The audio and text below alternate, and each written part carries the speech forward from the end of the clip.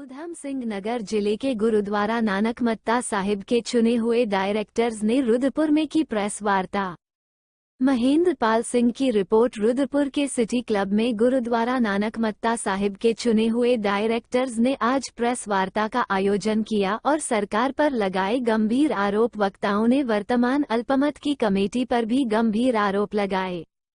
इस मौके पर बोलते हुए रुद्रपुर के डायरेक्टर प्रितपाल सिंह ने बताया कि गुरुद्वारा नानकमत्ता साहिब जो विश्व भर में प्रसिद्ध है, वहां चुने हुए डायरेक्टर की एक कमेटी बनी थी जिस पर सरकार दबाव बनाकर अनेक तरह से सिख समाज को तोड़ने का प्रयास कर रही है। प्रितपाल सिंह ने कहा कि उत्तराखंड का सिख समाज बीजेपी सरकार से खुद को ठगा हुआ महसूस कर रहा है। वहां पर बाबा तरसेम सिंह की हत्या के बाद इस तरह के आरोप चुने हुए अध्यक्ष महोदय पर लगाए गए। उसे परेशान होकर उन्होंने स्थिति की पेशकश की थी जिसे जनता और प्रतिनिधियों ने स्वीकार नहीं किया था। हम 17 डायरेक्टर गुरुद्वारा साहिब के लिए सच्चे मन से और सेवा भाव से काम कर रहे हैं, लेकिन सरकार के दबाव के चलते 8 लोगों की एक कमेटी बनाकर गुरुद्वारा और सिख समाज को बदनाम करने का प्रयास उसे कमेटी द्वारा किया जा रहा है। हमारे द्वारा बनाई गई शिक्षा समिति को बंद करने का प्रयास किया जा रहा है और सिख धर्म के साहित्य से बनी एक लाइब्रेरी को भी समाप्त करने का प्रयास किया जा रहा है।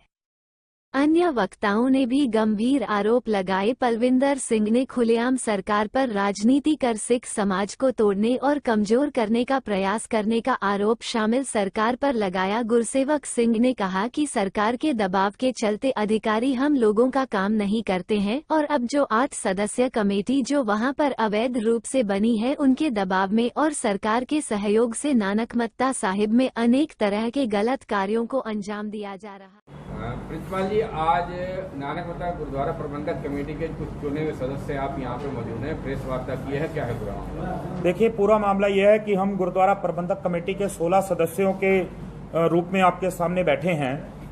तो जैसा कि आप जानते हैं कि गुरुद्वारा प्रबंधक कमेटी में गलत तरीके से कुछ लोगों द्वारा नाजायज कब्जा कर लिया गया है और उसके बाद गुरुद्वारा प्रबंधक कमेटी में गुरुद्वारे में इतनी अनियमितताएं की जा रही हैं, इतने गलत काम किए जा रहे हैं। हम उसकी जानकारी, हमारा फर्ज है कि हम वो जानकारी संगत तक पहुंचाएं।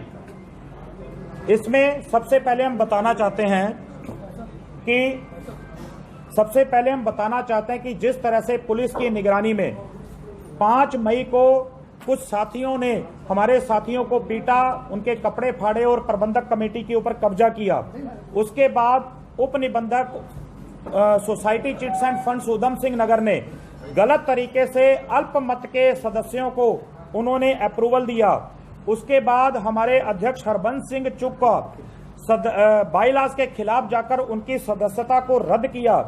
उसके बाद घोर वित्तीय अनियमितताओं, लापरवाही और बदतमीजियों के चलते जिस प्रबंधक रणजीत सिंह को 17 सदस्यों के बहुमत ने प्रबंधक कमेटी से नौकरी से हटाया था, इनको अप्रूवल मिलते ही 2 दिन बाद उसी प्रबंधक को दोबारा मैनेजर के तौर पर रख लिया जाता है। और कुछ और गंभीर बातें आपको बता दें, 5 मई के बाद हम 16 सदस्यों को आज तक, जब भी गोलक की गिनती होती है, हम 16 सदस्यों को वहां पर नहीं बुलाया जाता और उसकी जानकारी तक नहीं दी जाती। और कुछ सदस्यों के द्वारा उस गोलक का जो है वो गलत इस्तेमाल किया जा रहा है और गोलक को बहुत कम कर दिया गया है। इसके बाद हम 16 सदस्यों के मोबाइल फोन पर जो पिछले 2 साल से कैमरों का एक्सेस चल रहा था, वो कैमरों के एक्सेस को खत्म कर दिया गया है।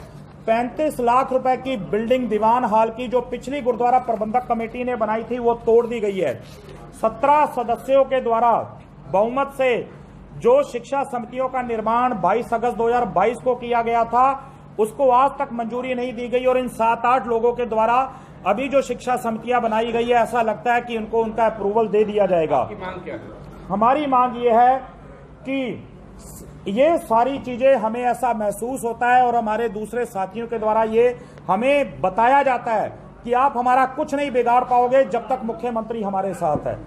तो हम ये कहना चाहते हैं कि अगर ऐसी कोई बात है तो मुख्यमंत्री को, जैसा कि हमें हमारे विपक्षी साथी हमारे साथ जिस तरह से बात करते हैं कि अगर ऐसा कुछ बात है तो मुख्यमंत्री को सारी प्रजा, सारी जनता के साथ एक जैसा व्यवहार करना चाहिए और हम अपने प्रधानमंत्री गृह मंत्री जी से भी अपील करना चाहते हैं कि आप भी इस मसले को देखिए और नानकमता साहब के विवाद को खत्म करवाने के लिए आप इंटरफेयर कीजिए। और विपक्षी सांसदों से भी हमारी गुजारिश है कि आप संसद में इस मुद्दे को हमारे को उठाइए और उत्तराखंड की विधानसभा में इस मुद्दे को उठाया जाए ताकि दुनिया तक ये बात पहुंचे और इसका कोई ना कोई हल निकाला जा सके।